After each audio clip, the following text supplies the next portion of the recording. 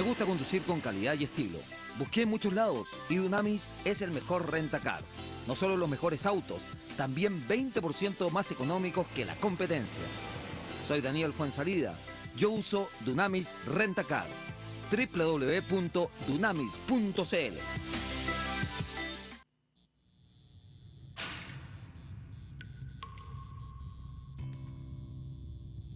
En los momentos más difíciles, cuando vemos todo negro y perdemos las esperanzas, se abre una línea directa.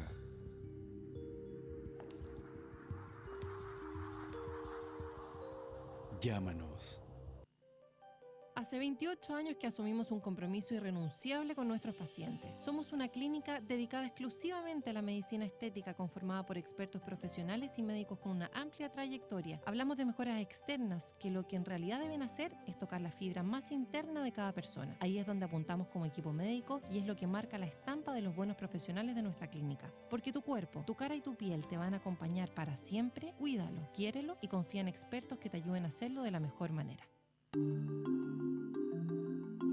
El estudio jurídico Schilling Abogados es un moderno bufete ubicado en la entrada de la dehesa.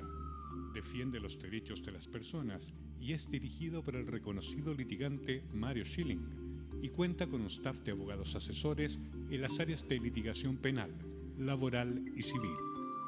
El estudio jurídico Schilling Abogados evalúa los casos antes de ser asumidos.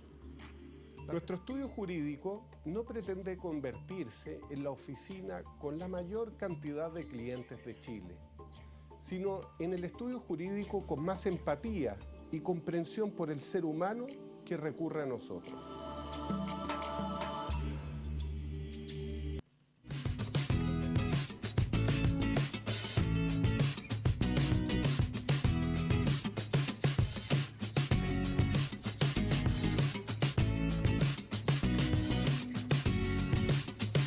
¿Cómo está, señora, señor? Hoy en Conciencia de Valores hablamos del proyecto País, el país que todos queremos construir. Un año bastante agitado en la política, elecciones parlamentarias, elecciones presidenciales. Vamos a hablar de la clase política. Usted puede debatir a través de Twitter, el hashtag CDB-clase política, hashtag CDB-clase política, o si lo prefiere a través de WhatsApp o a través de Facebook. O si lo prefiere también, call center, que tiene que tener un poquitito de paciencia porque no podemos atender todas las llamadas, pero nos gusta que usted sea protagonista de este programa. Y nos acompañan dos analistas o cientistas políticos. Bárbara, gracias por estar nuevamente aquí con nosotros. Bárbara Muchas Briceño. gracias por invitarme, me encanta que este programa. Aldo Casinelli. Muy buenas noches, un gusto estar con ustedes. Quiero partir con un tema que tiene que ver con, básicamente, hoy se está tratando de ponerse de acuerdo quiénes van a ser los parlamentarios. Hay problemas en el sector de la nueva mayoría. El parlamentario Fidel Espinosa dijo que era patético lo que estaba pasando ahí, ¿ah? Y por otro lado, Piñera tratando de que se pongan de acuerdo en finalmente quiénes van a ser los candidatos. Y tenemos por otro lado el Frente Amplio que pasa piola en todo este tema, entre comillas. Sacando los ojos, sí, pero pasa piola desde el punto de vista mediático. También tiene sus temas. ¿Y cuál es la visión que ustedes hacen de ese tema? Bárbara. Mira, las negociaciones por los cupos yo creo que sacan lo peor de los candidatos de los partidos en general. Siempre ha ocurrido así, lo que pasa es que quizá ahora estamos más enterados, ahora se hace más puerta afuera, con las mismas redes sociales se comenta más, y ya hemos visto en el último tiempo que nadie está exento de este problema. Llega el minuto en el que finalmente incluso tenemos a presidentes de partidos negociando y tratando de asegurarse su propio cupo, hay otros que quieren mantener el poder, otros que quieren poner a su amigo, a la persona más cercana, entonces son procesos que siempre son complejos y terminan mal. Ahora, el caso de Fidel Espinosa no se refería por la negociación de los cupos, se refería por el comando nuevo o parecido pero además dijo que ninguno de los que se presentaba, digamos, había ganado alguna elección. Claro, pero pensando en que ese comando sea capaz de hacer una campaña ganadora. Obvio, pero si él se refiere a sector de su propio conglomerado, que esto es patético, O sea, y estamos hablando en este programa de la clase política a la cual la gente mira este Eso programa deja y en dice, evidencia una cosa, que él mismo dijo, que al final es tanta la impotencia que ellos tienen frente a lo que está pasando, porque está claro que no lo escuchan. Hay una parte importante de la no mayoría que ha tratado de ejercer presión sobre el comando de Guiller para que haga algunos cambios y no están siendo muy escuchados. Ahora, pero volviendo a la distinción del título del tema de hoy, que es clase política, cuando uno habla de clase política es porque quiere mejorar toda la mala opinión que tiene la gente hoy de la clase política con todos los casos que han habido. Entonces, ve esta escena, la que te estoy mencionando yo, pero puede ver otras más. Ve el caso de la ADC, por ejemplo. El caso de la ADC, no sé cuál es la opinión que tienes tú, Aldo, en que finalmente el informe Zapata dice que, bueno, aquí el señor Rincón, digamos, no cumple, el único que no cumple los requisitos de ética. Y esa asintonía que siempre ha existido entre la ciudadanía y ver una clase política distinta, no sé si con todo esto logran efectivamente conectarse. Claramente lo que estamos viendo hoy día, ocupando al presidente de la Cámara de Diputados, porque ese es su cargo hoy día, resulta complicado además de explicarlo. Lo que sucede en la ADC realmente es complejo, porque han condicionado no solamente la trascendencia o la sobrevivencia del partido, sino que además la presidencia de hoy día la senadora Goich y además su posibilidad presidencial de llegar a la primera vuelta. Todo eso condicionado básicamente a la figura de un diputado. Porque todo el aparataje que han hecho desde que cambió el presidente, recuerda que la senadora Goich asume por un acuerdo donde sale el presidente electo, que es Jorge Pizarro, el senador por la Cuarta Región. Sí. Y desde ahí en adelante, una figura que emerge como oradora en el funeral del expresidente Patricio Aylwin, precisamente con temas de ética, moral, dentro de la política, hoy día está absolutamente atrapada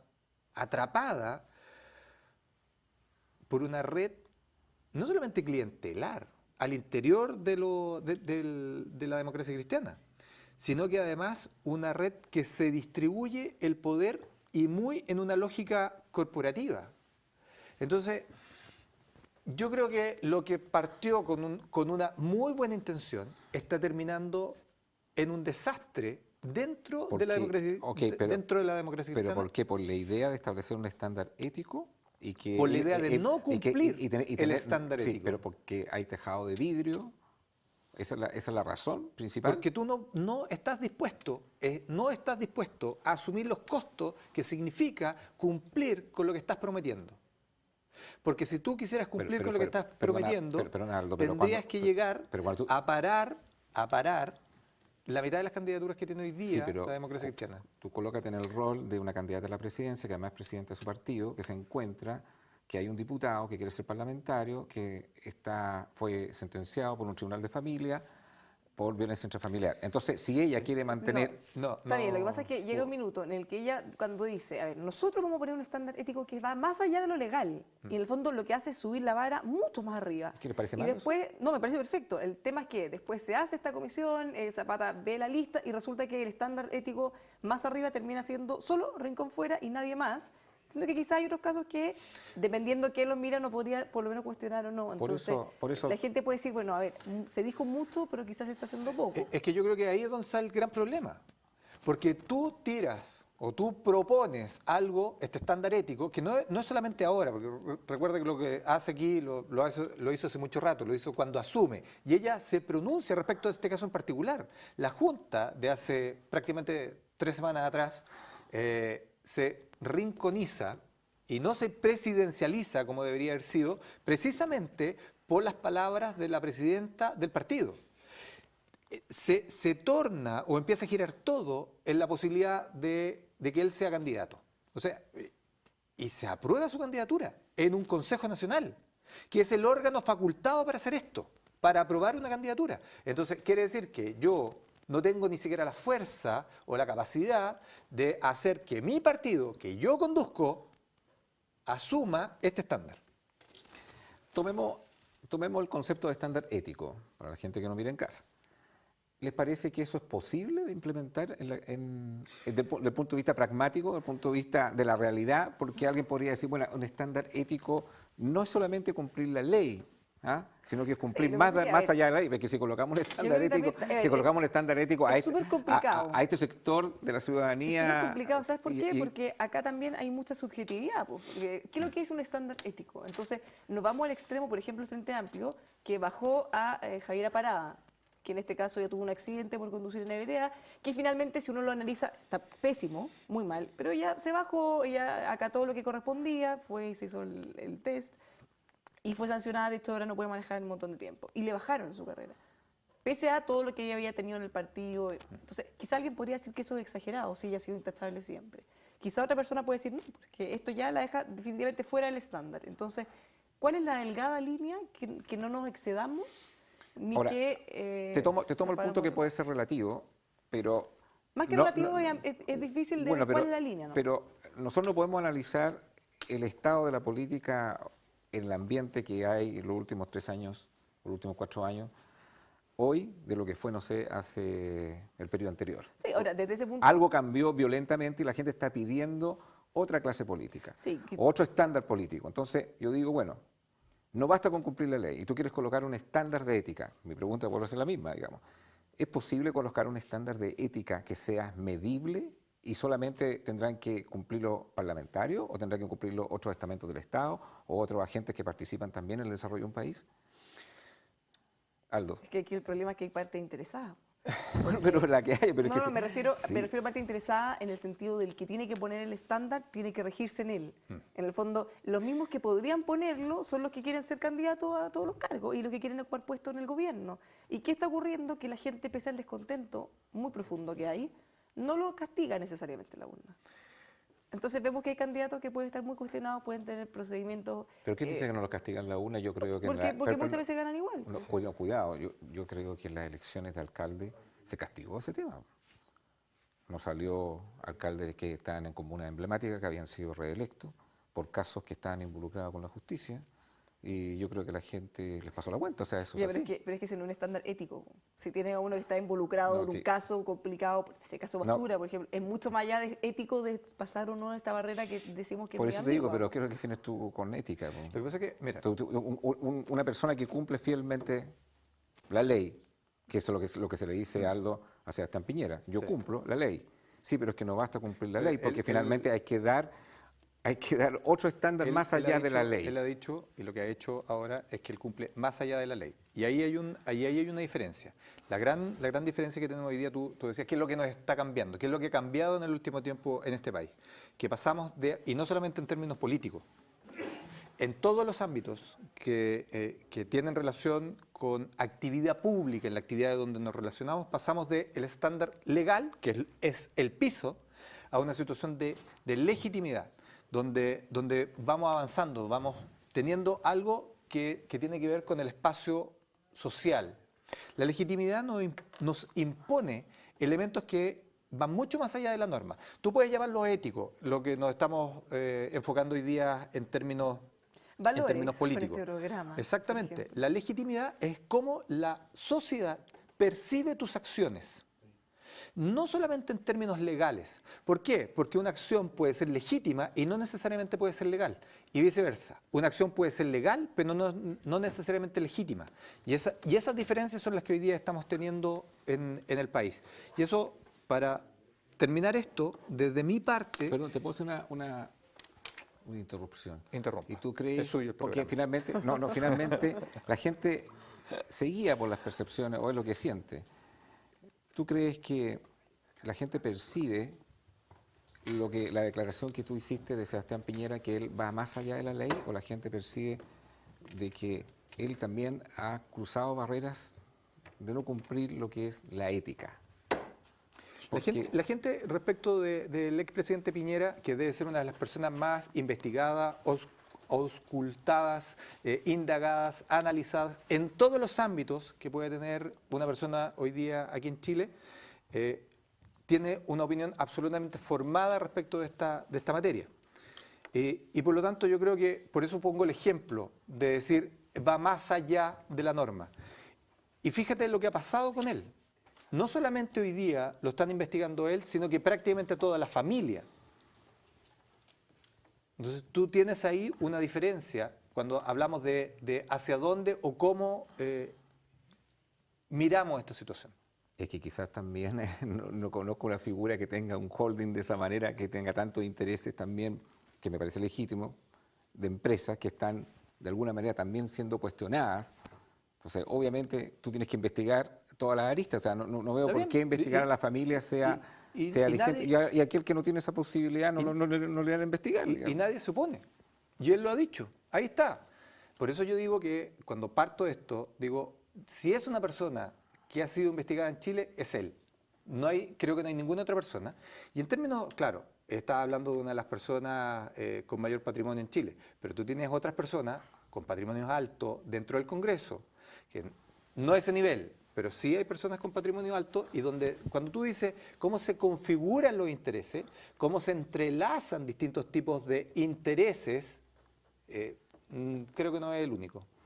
Le queremos dar la bienvenida también a Conciencia de Valores aquí al expresidente de Evópolis, Jorge Sanján. Gracias por estar con nosotros. Llegó un poquito atrasadito, pero ya está aquí. Hola, buenas noches, más vale tarde que no. Sí. Estábamos hablando del tema de la clase política, cómo la gente percibe hoy día ese tema, la calidad de la clase política, y salen palabras que vienen del mundo de la ADC, con todo el caso Rincón, la palabra ética. Y dentro de esa mirada... Ricardo Rincón, para ser Ricardo más Rincón. preciso, Ricardo Rincón. Hay muchos Rincón. Hay muchos Una Rincón. familia. ¿Usted no tiene Casinelli Rincón? No. Ricardo Rincón. ¿Cuál es la mirada que tiene usted en esta materia de lo que está exigiendo una ciudadanía? Y si es posible colocar un estándar medible en esa materia. Bueno, un tema que es muy difícil, pero yo creo que se debe avanzar. La política hoy día ha generado una gran desconfianza hacia la ciudadanía y hoy día existe una rabia desde la ciudadanía hacia el sector político. Por lo tanto, yo creo que lo que está aconteciendo es que hay movimientos nuevos que están tomando posición más importante que la que se imaginaba cualquier político en forma mucho más rápida. Mira lo que ha pasado con el Frente Amplio, y ahí podemos desmenuzar a cada uno de los líderes del Frente Amplio, como Giorgio Jackson, Gabriel Boric, que han tomado una ubicación que viene desde la época estudiantil, pero en forma muy rápida. Dentro de la derecha o de la centro derecha está el mismo caso nuestro de Evolución Política, de Evópolis, que de igual manera ha tomado un protagonismo dentro de un sector que había estado acostumbrado solo a 2 partidos políticos y bastante conservadores. Hoy día, dentro de la coalición de Chile Vamos, existen 4 partidos. Entonces, ¿cómo avanzar en esta historia de la confianza? Yo creo que es un tema complejo. Aquí, lamentablemente, recién escuchaba un poco la situación de Sebastián Piñera, pero yo creo que más allá de Sebastián Piñera, aquí hay colusiones políticas con el mundo del dinero en todos los partidos políticos. Por lo tanto, aquí más que hablar de Sebastián Piñera, aquí es de rojo a blanco y pasa por todos. No sé si hay alguna excepción, pero en términos generales pasa por todos. Y uno va viendo que hay un manejo desde el gobierno de turno, desde empresarios que dan indicaciones incluso cómo votar, y por lo tanto yo creo que ahí es donde está el rechazo de la gente. El cómo ve que el dinero se va y queda solamente en los privilegiados del mundo del Congreso, y no queda en los bolsillos de la gente. Cuando uno camina por distritos o por comunas populares, la gente está muy enrabiada. No es lo mismo que si uno camina por situaciones más acomodadas, donde a lo mejor educacionalmente están enrabiados, pero en el otro sector están enrabiados económicamente, porque no logran entender una persona que gana el sueldo mínimo o que vive en un campamento, el que miles de millones de pesos están dando vuelta, o que miles de operadores políticos estén en los gobiernos, sea cual sea. Por lo tanto, aquí tienen que haber cambios profundos. No sacamos nada con solamente investigar a Sebastián Piñera y su familia, que claramente todos sabemos que es una persona que ha generado una riqueza en el tiempo y que no está mal que se investigue, yo lo comparto. Pero no es solo eso. Aquí hay que investigar cómo nosotros hacemos funcionar un Estado mucho más eficiente, cómo con menos operadores políticos y con instituciones, ya que el Sename ha estado tan de moda en el último tiempo, pueda funcionar en una forma seria y responsable con los niños de nuestro país. Y así podríamos seguir sumando la lista. Y yo estoy seguro de una cosa, que si los partidos políticos se sentaran en una oficina a puertas cerradas y nos pusiéramos de acuerdo en muchos temas, avanzaríamos más rápido que antes de una elección. Ahora, ¿cómo se entiende desde el punto de vista de un ciudadano lo siguiente? Si uno ve el año 2014 del financiamiento irregular de la política y todo lo que eso provocó, que no se pensaba, el estallido con todas las aristas que eso tiene, con todas las esquilas que iba a provocar, el caso Cabal, ¿cómo uno puede entender, después de vivir ese episodio que estamos en el 2017, previo a una elección presidencial, que todavía ocurran casos como la crisis que acabamos de vivir del tema de la ADC con el diputado Rincón, donde nuevamente la percepción de la ciudadanía, insisto, bueno, pero uno no aprende una lección de esto para que la señal que se le está mandando a la gente sea otro estilo de política? Lo mismo aquí tratando de ver los acuerdos parlamentarios para la próxima elección y uno ve que es una pelea permanente entre todos los bandos. Entonces uno dice, bueno, si esto fue tan fuerte, bueno, vamos a hacer otro estilo de política. Yo quiero que traten un poco de explicar ese fenómeno, ¿por qué no se produce un cambio sistemático en la forma de hacer política, viniendo de una cosa que es tan violenta como esa, para la gente que no está mirando en casa, que está más allá del rol político o analista político que ustedes tienen? Pero fíjate que hay un malestar bien grande con los empresarios, por ejemplo. Hubo un tiempo que conocimos muchos casos de colusiones, la gente está muy molesta. Pero al mismo tiempo nos hemos enterado de otras cosas. Por ejemplo, hace unos días Contraloría encontró irregularidades en el IPS, con algunas pensiones que se le estaban pagando a gente que ya había fallecido, por ejemplo. Hace un tiempo atrás, a propósito también de las pensiones, estas abultadas pensiones, Miriam Olate, por ejemplo, millones de pesos. Entonces, cuando tú ves que hay tanto abuso, y ya no solo de las empresas, también de los políticos, y después resulta que, por ejemplo, Javiera Blanco, que ha sido un caso bien mediático, que pese a todos los problemas que ha tenido, la premian y le dan un puesto que técnicamente... Es que eso es lo que yo quiero que me expliquen. Pero que la gente lo percibe así. Entonces, tú dices, a ver, ¿cómo no aprenden? La gente está muy molesta, está sintiendo que hay privilegios. Y toda esa misma opinión pública le dice, bueno, esta ministra que en realidad tuvo todos estos problemas, que está metida en todo otro tema, que incluso ha sido mencionada en algunos problemas del Sename y del Ministerio de Justicia, ahora tiene un premio de un trabajo que técnicamente está al debe, porque no tiene ni siquiera los requisitos que uno esperaría que tuviera, que tienen los demás abogados que forman parte del Consejo de Defensa del Estado, con un sueldo vitalicio multimillonario probablemente para todos los chilenos. Entonces, a uno le cuesta entender cómo se puede recuperar la política si tú estás dando esas señales.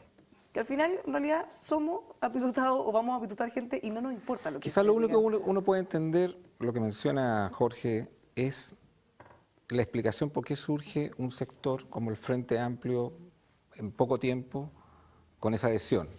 Porque quizás la gente siente, bueno, estos son nuevos, estos ofrecen otra cosa, no son los mismos de siempre, y no sé si esa lectura necesariamente es la correcta, pero... Pero seguro mucha gente sí piensa eso. Quizás no es todo. Bueno, explíquemelo usted, traten de explicárselo a la gente que está mirando este programa, pero uno esperaría, no sé, de los eventos del 2014-2015 que se hubiese producido un giro de timón súper potente en esa materia. Recién tú señalabas una situación que yo creo que es bueno aclarar. La situación de Rincón, ¿de qué año es? ¿Del 2002? Hace 15 años atrás, claro. Al caso de lo que estamos planteando. Reflotó ahora. Del tema Penta y Soquimich y Cabal. Y son temas distintos, absolutamente. Condenables ambos, pero son diferentes. Conecta distinto con la gente. ¿Ah? Conecta distinto con la gente. Un caso de maltrato familiar conecta mucho más fuerte que yo creo que ambos conectan fuerte. ¿Sí? Hoy día, de verdad, el malestar de la ciudadanía que vive realmente en campamentos o en comunas mucho más afectadas, con situación más vulnerable, le afecta fuertemente, porque cuando le hablan de verdad de 1 millón de pesos, mucho dinero por ahí. ¿Para qué te voy a contar de miles de millones de pesos? O sea, ni siquiera entienden mucho de las cifras que se están hablando. Entonces, lo de Rincón yo creo que tiene una cosa que es anterior. No es que venga después del 2014. Pero de igual manera, yo siento que el Estado, y esto va desde el Ejecutivo y el Parlamento, no ha hecho un cambio de querer modernizar el Estado, de ser más eficiente, mejorar la gestión con respecto al tema que estamos conversando. Porque recién tú colocabas el ejemplo de Javiera Blanco. es un pésimo ejemplo para poder mejorar esta situación de privilegio, de apitutados, de apernados, que es lo que siente la gente en su hogar. Y justamente esos son los cambios que yo creo que hay que hacer en nuestro país, y eso pasa más allá de un color político. Yo creo que el Estado tiene que modernizarse, tiene que tener una mejor gestión y tiene que eliminar esta situación de operadores políticos por una mejor gestión para diferentes temas que son los que a la gente le preocupan. Hoy día a la gente no le preocupa el tema de la Javiera Blanco, le molesta, le enrabia, pero le preocupa el tema de las pensiones, le preocupa que tiene que esperar más de 1 año o 2 años en una fila para poder ser operado. El último año vimos hace un par de meses una situación que yo encuentro grave y es una vergüenza nacional. Más de 26.000 personas murieron esperando ser operadas. ¿Y qué dijimos? Nada, salió una nota de este porte. ¡Qué vergüenza! Bueno, pero otra cifra indicador de lo que te comentaba. Por ejemplo, hace pocos días también conocimos la cifra del incremento de los salarios del sector público, 10%.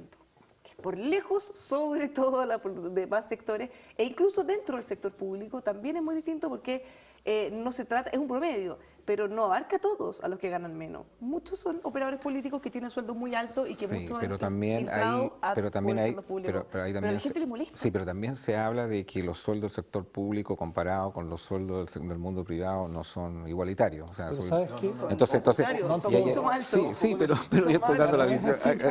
Bueno, pero eso es lo que es. Esto igual que el tema de las pensiones que tiene la gente que participa en gendarmería o las Fuerzas Armadas, porque tienen esas pensiones y el resto de la gente no lo tiene. Bueno, pero es que también la carrera es distinta, los sueldos son distintos. Entonces, Sí, pero es que vamos a hay entrar en una muchos polémica. funcionarios públicos que tienen sueldos muy bajos y de hecho a ellos les molesta esto porque dicen, oye, a ver, a mí no me han hecho ni un reajuste del 10%, pero hay operadores políticos que tienen sueldos muy altos Yo no estoy- yo y no- que modifican los Sí, promedios. yo no me estoy refiriendo al tema de los operadores políticos, yo me estoy refiriendo de que el que- argumento que tú ocupas, que se subió un 10% a la gente del sector público, deflacta a los operadores políticos, porque hablar de operadores políticos yo creo que estamos claros que hay consenso que son mejor ni lo analicemos. Pero La cifra está, si tú y a la gente le comparas, molesta. pero si tú comparas, digamos, los sueldos del sector público y los llevas a equivalente en el mundo privado, te vas a encontrar que existe una diferencia, no sé si relevante, pero existe una diferencia importante, digamos. Pero ahí hay que tener ojo, porque depende de dónde sitúes la pirámide dentro del sector público y la comparación con el sector privado.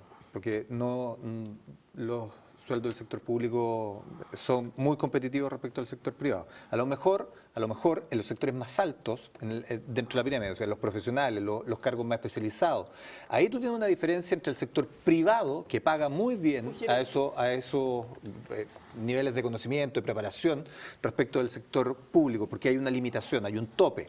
Y hoy día en el mercado ese tope no existe, pero en la franja media, en la franja baja, el sector público paga muy bien. Y eso no significa que tú tengas que bajar el sueldo de los funcionarios públicos. Tú tienes que eliminar esto, lo que siempre se dice y lo que la gente en su casa escucha, eliminar la grasa. ¿Qué significa eliminar la grasa en el sector público? Eliminar precisamente todo eso que está de más, ese personaje que no está cumpliendo una labor para responderle a la gente. Ese es el personaje que tú tienes, esa es la plata. Cuando el ministro de Hacienda hace un tiempo atrás decía, bueno, para hacer un ajuste, díganme ustedes dónde hay que rebajar la plata. Precisamente, el mismo ministro de Hacienda dio la respuesta este año, pero pensando en el próximo gobierno.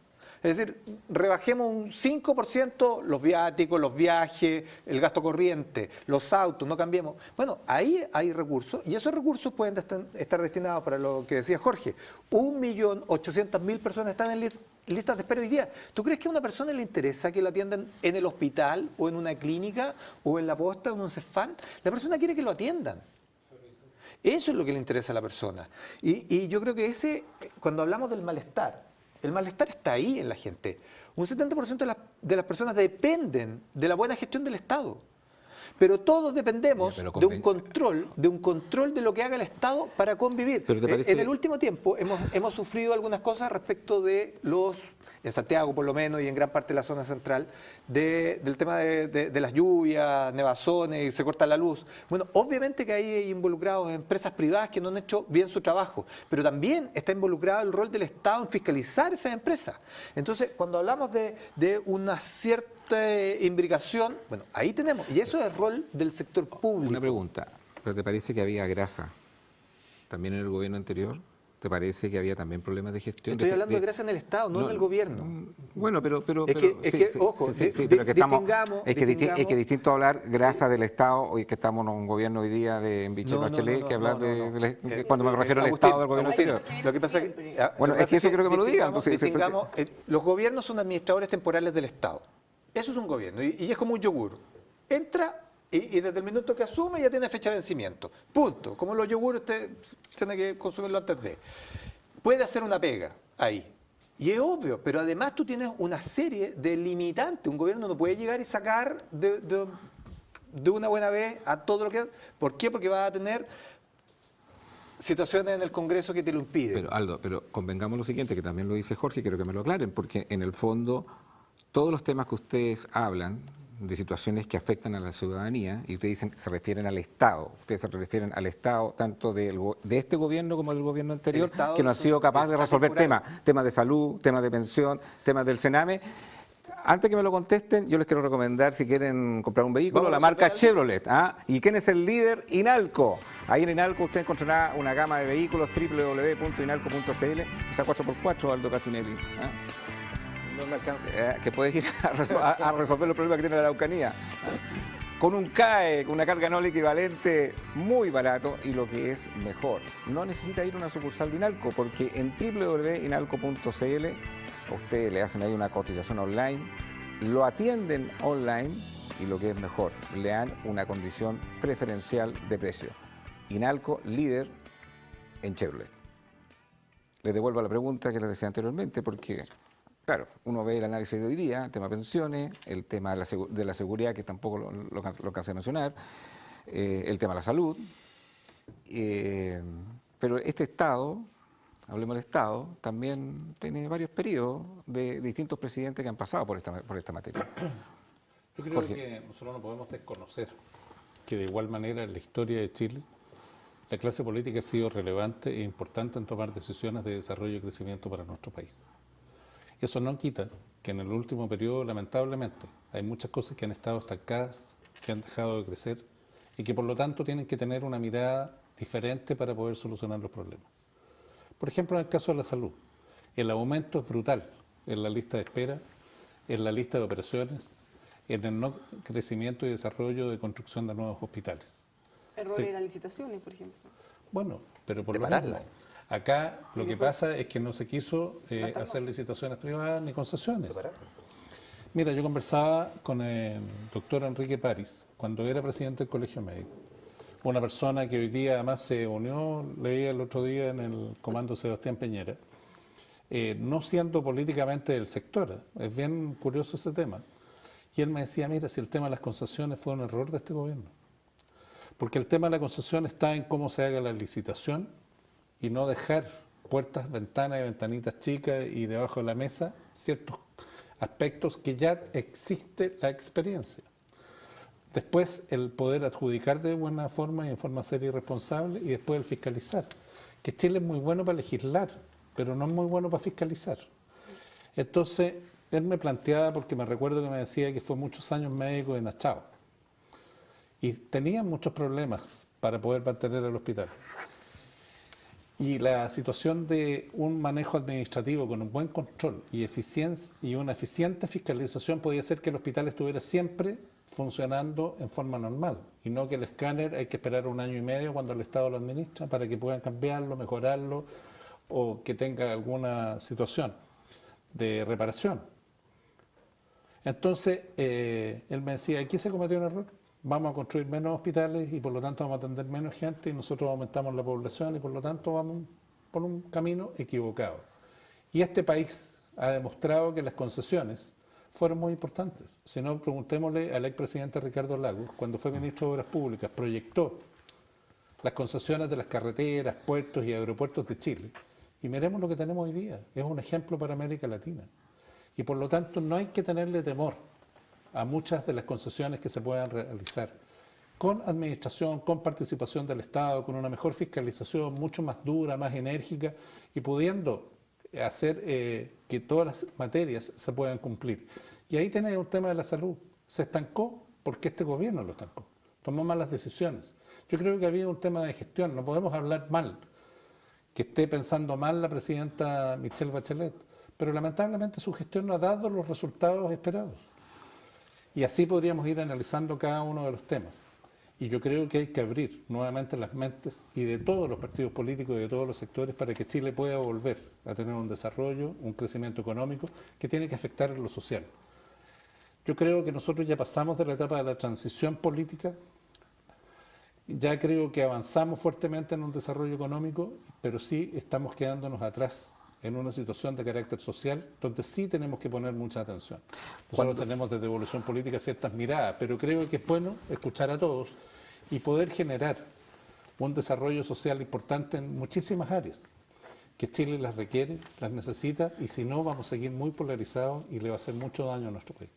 ¿Qué rol ustedes cambiarían y cuál es la mirada de modernización que tiene que tener la Contraloría? Porque la Contraloría pasa a ser finalmente un ente fiscalizador de los organismos del Estado y muchos de estos temas también, las irregularidades pasan porque hay cosas que oficia la Contraloría y de alguna manera se dilatan y otras no se ejecutan. Entonces, ¿ustedes piensan que el rol de la Contraloría debiera cambiar, debiera tener más poder? ¿Qué opinan de eso? Me parece que están muy sorprendidos casi todos los sectores políticos por el rol que ha ejercido este Contralor Jorge Bermúdez, que ha sido mucho más activo de lo que deben haber imaginado en un momento. O sea, ha estado con las pilas puestas y ha encontrado varias cosas. Ahora, me parece muy extraño que en medio de este ambiente de desconfianza, por ejemplo, tengamos críticas del Contralor respecto al Fondo de Infraestructura que se está conversando. ¿Por qué? Porque una de las indicaciones del proyecto plantea saltarse el control de la Contraloría. Cosa que se ve a todas luces descabellada, porque es obvio que todos los recursos públicos deberían pasar por Contraloría y no por el lado. Entonces, exministros, por ejemplo, o algunos personeros del gobierno dicen, pero no instalemos el fantasma de la corrupción.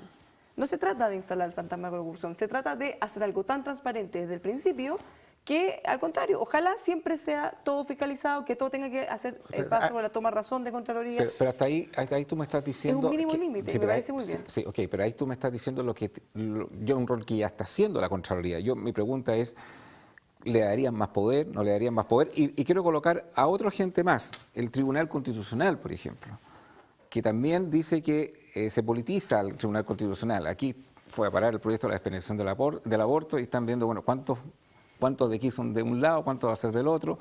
¿Ustedes creen que esos organismos deben tener absoluta independencia, deben tener una calidad de poder mayor, otro quizás mutar? ¿Cuál es la mirada que tienen particularmente de esos dos organismos que deben ser con mucha independencia de qué es lo que está haciendo un Estado, digamos? Si hay algo que podría ayudar muchísimo es si el Estado es ineficiente, bueno, salta un organismo que dice, sabe que esto es ineficiente, lo tienen que resolver ya. Para ello existen también, si aquí se están saltando una constitución, hay un organismo que no puede estar tan politizado, o sea, es lo que, por lo menos mi mirada de un ciudadano en esta materia. ¿Qué opinan de eso? De la Contraloría y del Tribunal Constitucional. Te despejo inmediatamente el Tribunal Constitucional. Es un órgano que vela precisamente por la constitucionalidad de las normas, punto. Y es un órgano que tiene que estar en cualquier Estado moderno que se precie de eso. Y no es una figura chilena, es una figura que se ha traído y que existió también en la tradición chilena. Y tiene que estar y hay que fortalecerlo, no hay que despreciarlo como algunos quieren. Yo no lo desprecio, pero todavía no me contesta la pregunta. ¿Qué harían o no harían ningún cambio actualmente de reformular el rol de la Contraloría, darle más poder y también del Tribunal Constitucional? ¿Cómo se designan las personas que están ahí, por ejemplo? Más que reformular el rol, la forma en cómo se compone quizá. Pero esa es otra forma. Hablemos de la Contraloría primero. Esa es otra discusión. Hablemos de la Contraloría primero y después me hablan del Tribunal Constitucional. Lo que pasa es que el Tribunal Constitucional yo lo despejo inmediatamente porque me parece que es necesario y no puede estar sujeto a la lógica de las mayorías circunstanciales. No puede estar en... lo que dijo la presidenta el otro día, ese tuit que se mandó el otro día, yo creo que es nefasto en esta lógica, porque lo mismo podríamos decir respecto de la reforma de pensiones, que la mayoría no está de acuerdo con el modelo que está entregando el gobierno. Entonces, si tú estás tratando de legislar en esa lógica, tienes un gran problema. Tribunal Constitucional. Contraloría. La Contraloría... Pero perdona, que todavía no me contesta la pregunta específicamente, perdona que sea tan catete. Voy a mencionar esa palabra típica chilena. Los que se nominan para un Tribunal Constitucional, ¿te parece que la forma como se nomina a alguien en ese puesto es la correcta o no es la correcta? Porque finalmente, si yo digo, bueno, estos son de una tendencia política porque fueron cargos de confianza, fueron nominados, bla, bla, bla, Es que tú entonces, estás marcando la última no, última es que déjame forma. terminar. Entonces yo, para la experimentación del aborto, yo puedo llamar por un teléfono, oye, porque tenéis que votar, porque esta cuestión tenemos que aprobarla. Así funciona Chile, o sea, en algunas cosas, pero no que te lo diga. Así funciona y así lo cree mucha gente. Usted no haría ninguna modificación, no debería ser mucho más independiente, no debería estar ni siquiera a lo mejor con ninguna tendencia partidaria. Esa es la pregunta, específicamente esa es la pregunta. La forma en que cómo se eligen los miembros del Tribunal Constitucional es a través del Senado. Si lo que tú estás diciendo es que ahí hay un cuoteo. Eso, Sí, hacia allá está apuntando. pero Cuando se llama por teléfono está hablando del cuoteo. A lo mejor, y creo que también es lo que conversábamos respecto del sector público, es en estos lugares tienen que estar los mejores. Y tú lo has visto en un órgano que muy pocas veces, muy rara vez, se le ha tratado de meter el dedo y cada vez que alguien lo ha tratado de hacer, ha saltado mucha gente, que es cómo se constituye el Banco Central. Banco Central, nadie Sí, cambiando, sí, ¿ah? si tú pones La el Banco seriedad de los Central y miembros. se designa de una manera muy similar a cómo se designa el Tribunal Constitucional. Y ahí hay una diferencia, pero que nadie se le ocurre. Nadie se le ocurre, pero es que es la misma O sea, forma. me reconoce que efectivamente hay que hacer un cambio relevante Pero si no es que en el tema del Tribunal Constitucional. Hay que hacer un cambio relevante respecto de cómo, no designas, sino que pones a la gente que vas a llevar a que aprueben. Eso en el Tribunal Constitucional. Antes de ir a la Contraloría y darle la palabra a Jorge, tenemos una pausa comercial. Siga debatiendo a través de las redes sociales con el hashtag CDD-clase de política. Ya volvemos.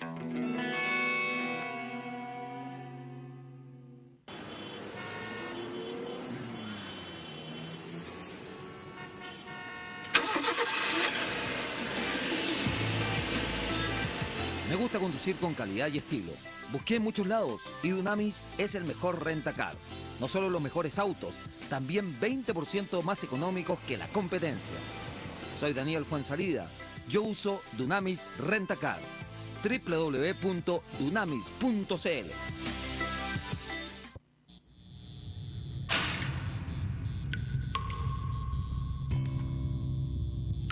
En los momentos más difíciles, cuando vemos todo negro y perdemos las esperanzas, se abre una línea directa.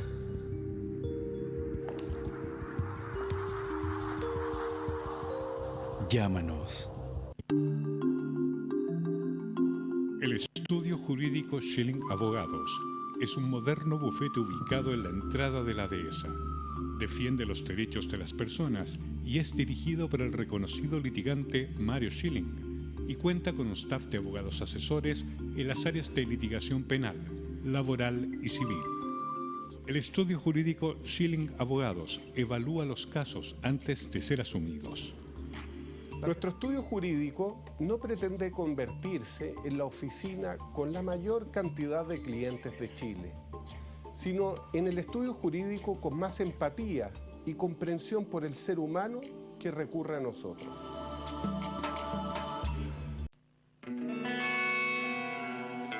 Estamos de vuelta.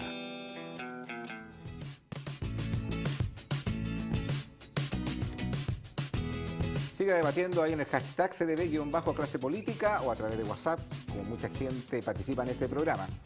Quedamos con el punto de la Contraloría pendiente. ¿Lo tocaste, Aldo? Solo tres cosas. La Contraloría hace control administrativo y legal. ¿Qué nos está faltando? La pertinencia en el uso de los recursos públicos. Y eso no sé si necesariamente tiene que estar en la Contraloría o en otro lugar, porque tú puedes tener todas las cosas legales, que es lo que yo decía en términos de la legalidad, pero ¿se justifica? ¿Es pertinente hacer algo? Una de las grandes críticas que se le hacía precisamente al tema de las concesiones era la ampliación de obra, que tiene que ver con las bases y el desarrollo de la infraestructura. Y eso incrementaba el costo. O sea, hubo que durante mucho tiempo estar acotando el espacio para que eso no ocurriera. A lo mejor un órgano que no solamente viera la parte legal, administrativa, que cumpla con toda la norma, sino que además vaya en una cosa más fina, en un análisis mucho más del detalle, podría ayudarnos mucho más, no solamente en saber que las cosas se hacen bien, sino que el costo y si es necesario para el país que eso se haga. Y por último hay un órgano que lo más probable es que la gente no lo conozca, que es la Auditoría General de Gobierno. que es un órgano asesor del presidente, que está muy arriba y es un órgano que no está dentro de la estructura funcional del Estado por ser un órgano asesor, pero que en su misión tiene una labor muy relevante, porque permite saber y tiene la capacidad para que decirle directamente al presidente qué está funcionando bien y qué está funcionando mal. O sea, tiene la posibilidad. Jorge.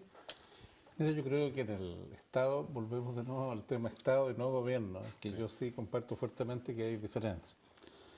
No hay que tener miedo a perfeccionar cualquier institución, a evolucionar. Los tiempos también generan una serie de cambios. Fíjate que todo este descubrimiento de la política y el dinero en las campañas eleccionarias tiene que ver con un acuerdo también en el gobierno de Ricardo Lagos, con Pablo Longueira, donde limitaron, bien o mal o regular, como cada uno lo quiera pensar, pero si esas limitaciones no hubieran existido para los gastos de campaña de cada uno de los candidatos, lo que podían gastar los partidos, y etcétera, y en ciertos determinados periodos, lo del caso Penta no hubiera existido, o el caso Sokimich no hubiera existido, porque antiguamente existía la famosa historia de los maletines, y daba lo mismo lo que cada candidato pudiese gastar. Y por lo tanto, se descubrió la situación de Penta y Sokimich gracias a esto y otros casos, como también Corpesca. Pero hubo que mejorar. Hoy día también es cuestionado el mejoramiento. Por lo tanto, hay algunas situaciones que habrá que ver cómo se pueden perfeccionar, cómo se pueden mejorar para el tiempo. Yo creo que no hay que tenerle miedo a mejorar. Entonces tiene que ver con lo mismo. En el caso del Tribunal Constitucional, ver la situación, más allá de que hoy día sea tan similar al Banco Central, pero a lo mejor en esta institución pueden haber algunos cambios que se pudieran desarrollar. Y que no aparezca públicamente esto como un cuoteo político depende de cómo venga y quién lo haya propuesto. Y más aún, si uno mira la historia, más allá de quienes están nombrados, no cuadra exactamente lo que hoy día los medios de comunicación también están informando y también son responsables de guiar a la ciudadanía hacia un sector. Como dicen por ahí, es el otro poder escondido, pero que muchas cosas las va guiando hacia un sector para que la gente vaya pensando o va alarmando.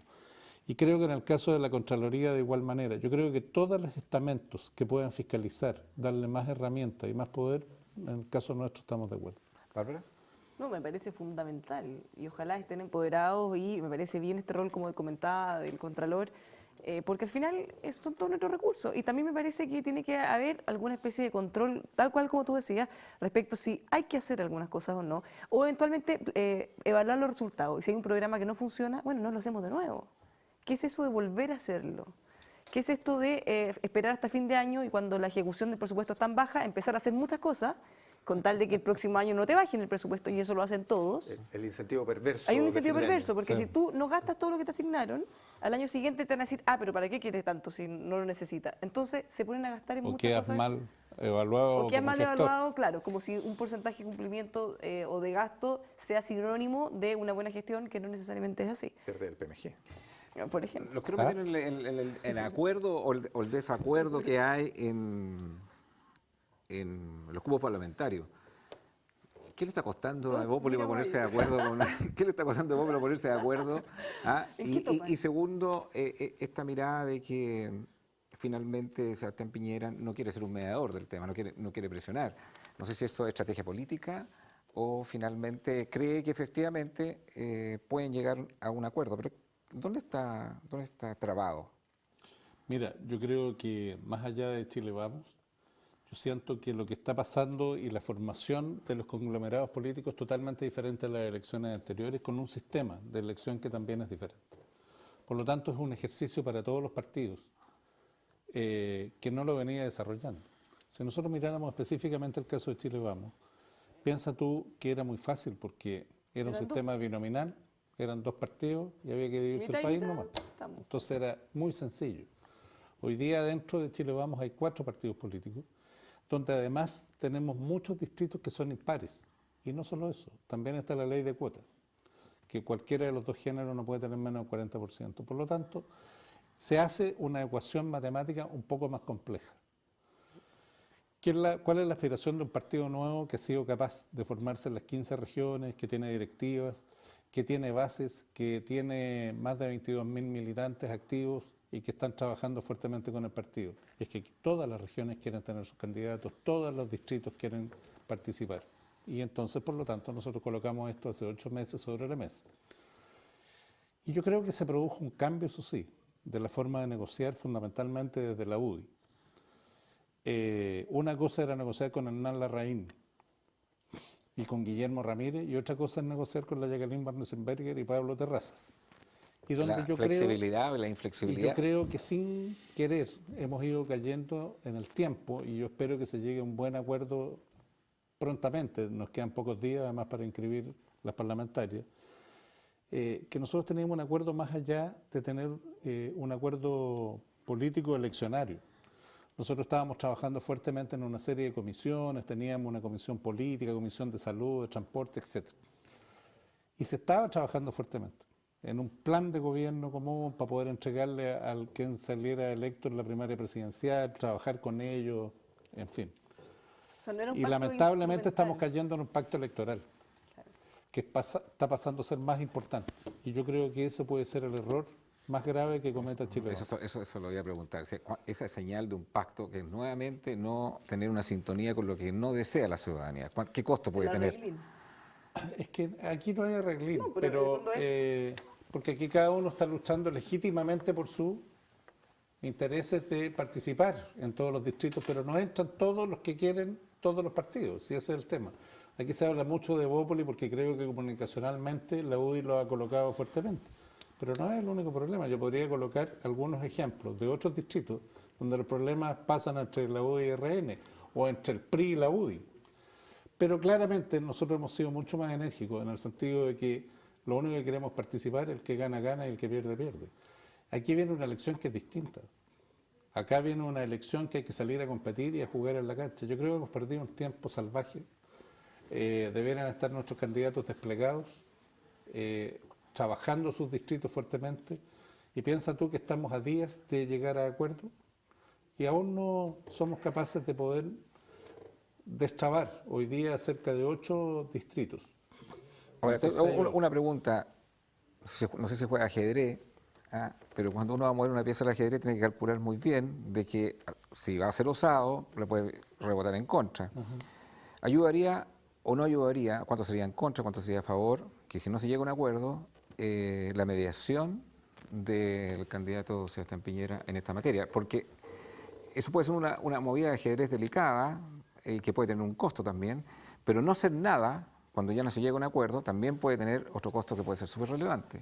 Mira, nosotros antes de la primaria presidencial, desde Evolución Política señalamos que era muy importante que antes de esa elección hubiera un acuerdo parlamentario, porque no era bueno, esa era nuestra mirada, traspasarle esta obligación de árbitro a quien ya era el candidato presidencial para noviembre y si es que hay segunda vuelta en diciembre.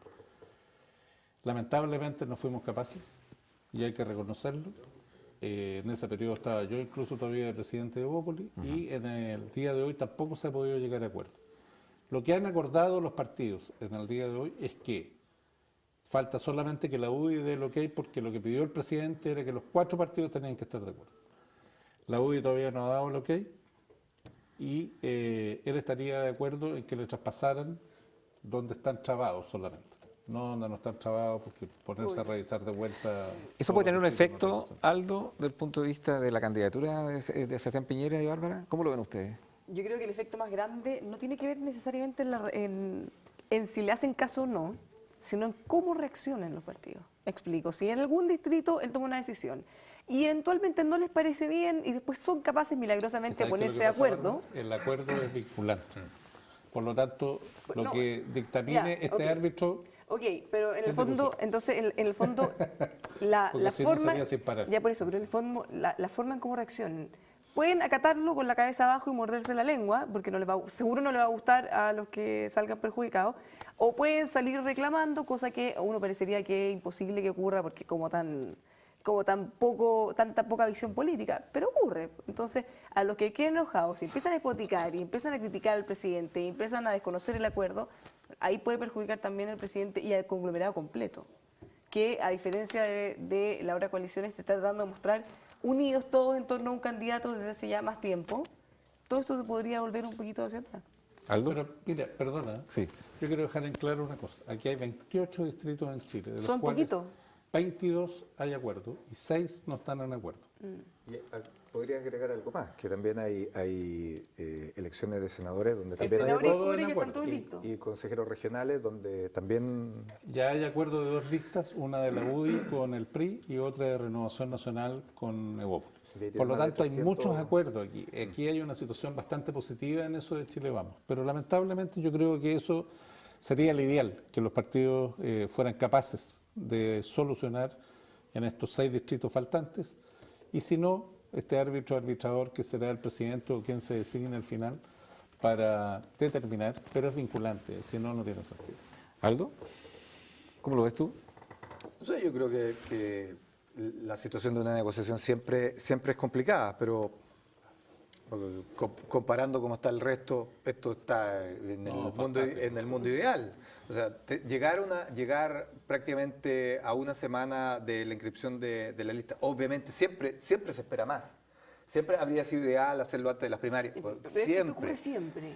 O sea, hemos visto candidatos de todos los partidos inscribiendo a la lista 5 minutos antes que incluso se le perdió el carnet y no alcanzan a los inscribir. papeles por la reja Claro. o por la O sea, puerta es o por una la cosa ventana. que la hemos visto siempre. Entonces, No es nuevo. yo me parece, y por eso hacía referencia a que la lista de senadores está, la lista de consejeros regionales está, porque la lista de consejeros regionales, para que la gente lo sepa, son más de 300.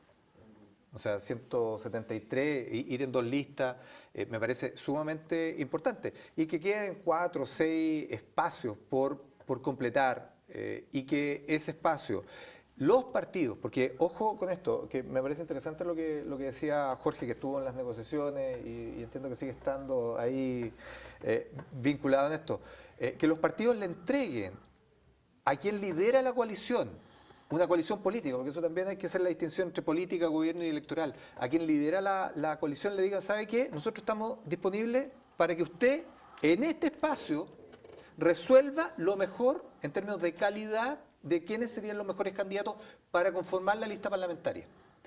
Y eso da muestra de una madurez política que como no está vista en todo el espectro político chileno en este minuto.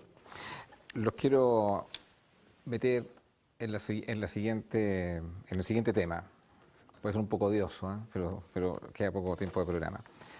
O sea, no podemos ir todavía. O sea, cuando la mirada del sector de la derecha, le hago la pregunta a Jorge, respecto al Frente Amplio, y ha ocurrido no solamente en el sector de la derecha, sino en la nueva mayoría se le habla de populista. ¿Qué le parece esa mirada? Y que Alejandro Guillén ha dicho, nos vemos la segunda vuelta, le dice a Chile Vamos, como diciendo, despreciando un rival. Mira, yo creo que no hay que despreciar ningún rival. Esa es la experiencia que yo tengo, por lo menos en cualquier elección, ya sea de concejales, alcaldes, diputados, senadores, core y presidencial de igual manera. Obviamente que recién estábamos conversando sobre Chile Vamos y aquí hay un tema que es muy importante. Chile Vamos lleva 2 años y 10 meses formado como coalición. Nosotros vemos cómo otras coaliciones se inscriben en el día de ayer o están viendo cómo se conforman, quiénes van a estar a cargo del programa, quiénes van a estar a cargo... No, aquí hay un trabajo serio, se viene planificando desde hace más de 2 años. Hay un equipo que ha venido trabajando con cada uno de los candidatos presidenciales, traspasándole ahora a Sebastián Piñera, para que en noviembre pueda ser electo presidente y si no en diciembre en segunda vuelta. Yo creo que no hay que mirar en menos a nadie.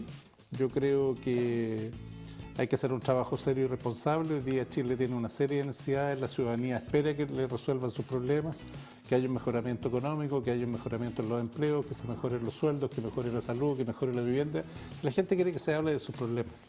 Ya está cansada de que se sigan hablando de los problemas entre políticos, entre las peleas entre un partido y otro, o entre quién tiró la mano y quién no tiró la mano, y qué partido está demandando, qué diputado está demandando a tal para que vayan a la fiscalía o vayan a los tribunales. La gente quiere soluciones claras y precisas, pero para ellos. Jorge, gracias por haber venido a Conciencia de Valores. Aldo, Bárbara, nos vemos mañana a esta misma hora. Siga debatiendo en redes sociales.